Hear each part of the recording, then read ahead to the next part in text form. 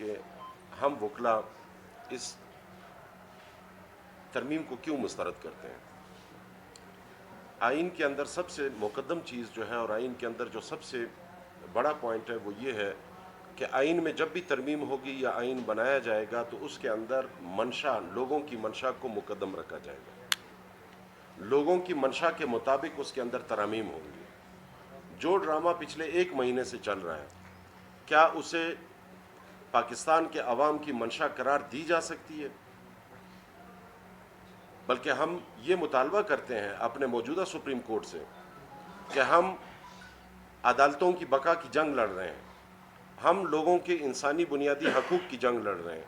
آپ بھی ہمت کریں، اس آئینی ترامیم کو ختم کرنے کے لیے صرف ایک پوائنٹ ہی کافی ہے، اور وہ یہ ہے کہ یہ لوگوں کی منشا کے مطابق نہیں ہوا ہے۔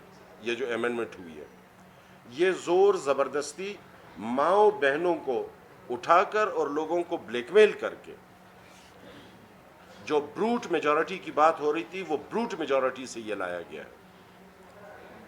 تو جو چیز بھی جبر کے تحت ہو وہ کبھی بھی قانونی اور آئینی شکل اختیار نہیں کر سکتا، نہ اس کو قانونی آئینی مانا جا سکتا ہے۔ اس کے ساتھ ساتھ جو ایک فیصلہ آیا، ہم نے اس کی بھی مخالفت کی تھی، جو 63(a) کا آیا تھا۔ یہ آج آپ کے سامنے جو کچھ ہے، یہ 63(a) کے فیصلہ صحیح اور غلط اپنی جگہ، وہ 63(a) کے فیصلہ کا یہ پہلا نتیجہ آپ کے سامنے آ رہا ہے کہ وہ پارٹیاں جو جمہوریت کے علمبردار تھے، وہ پارٹیاں جو ہمیں 70-76 سال سے جمہوریت کے راگ ہمارے سامنے الاپ رہے تھے، آج ان کا سٹیٹس اور ان کی سوچ یہاں تک آ گئی کہ وہ بروٹ میجورٹی کی بات کر رہے ہیں کہ آپ نے ماننا ہے تو مان لے۔ یہ تو ڈکٹیٹرشپ پہ بھی نہیں ہوا، ماننا ہے تو مان لے ورنہ ہم کسی اور 2 نمبری سے یہ پاس کرائیں گے۔ آپ نے اس کے اندر لوگوں کی منشا کا قتل عام کیا ہے،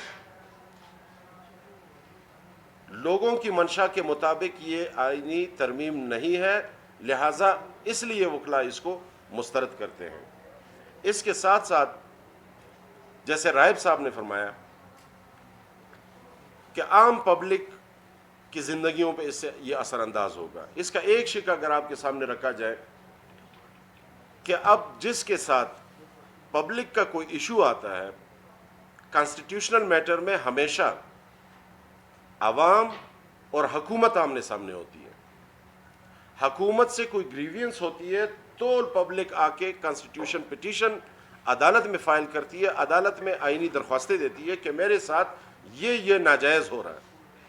اب اس میں آپ نے ایک فریق نے یہ اختیار اپنے لیے چن لیا کہ میں منصف اپنے لیے خود منتخب کروں گا، تو پھر اس منصف کا کیا فیصلہ ہوگا اس سے آپ بخوبی واقف بھی ہے اور اس کا اندازہ بھی لگا سکتے ہیں۔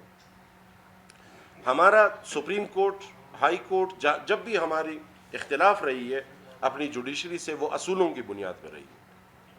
اصول کی بنیاد پہ ہم اختلاف رکھتے بھی ہیں، اصول کی بنیاد پہ ہم کسی کے ججمنٹ کو، آرڈر کو یا اس کے کسی عمل کو ہم ریجیکٹ کرتے ہیں۔ آج ہمارے جتنے بھی کانسٹیٹیوشنل ججز ہیں، ہماری ان سے درخواست ہے کہ اس لڑائی میں اپنے انسٹیٹیوشن کو بچانے کے لیے آپ کو سامنے آنا ہوگا۔ اگر آپ انسٹیٹیوشن کو بچانے کے لیے سامنے نہیں آتے، کیونکہ اس انسٹیٹیوشن کے ساتھ جنرل پبلک بندھی ہوئی ہے، اس کے ساتھ پاکستان کے 24 کروڑ عوام کا مفاد وابستہ ہے۔ جس معاشرے میں انصاف ختم ہو جائے وہ معاشرہ قائم ہی نہیں رہ سکتا۔ تو لوگوں کے لیے، لوگوں کو انصاف فراہم کرنے کے لیے اور اپنے ادارے کا وجود بچانے کے لیے آپ کو سامنے آنا چاہیے اور آپ کو سامنے آنا ہوگا۔ اگر آپ نہیں آتے تو آپ کا بھی سٹیٹس وہی ہوگا جو پارلیمنٹ کا موجودہ ہے۔ باقی ہمارے ساتھیوں نے آپ کے سامنے بات رکھی، ہم اپنے اکابرین کا جو پاکستان کی سطح پہ کوارڈینیشن کمیٹی ہے، اس کے ہمارے فیصلے کے پابند بھی رہیں گے اور انشاءاللہ اس میں اپنا فیڈ بیک دے کے جو 26 تاریخ کو ہونے جا رہی ہے اس کے اندر ہم اپنے آئندہ لائے عمل کا اعلان کریں گے۔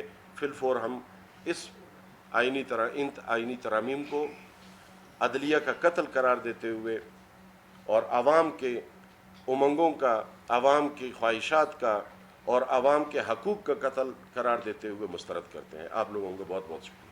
اور صاحب یہ بتائیے گا جس طرح سے آپ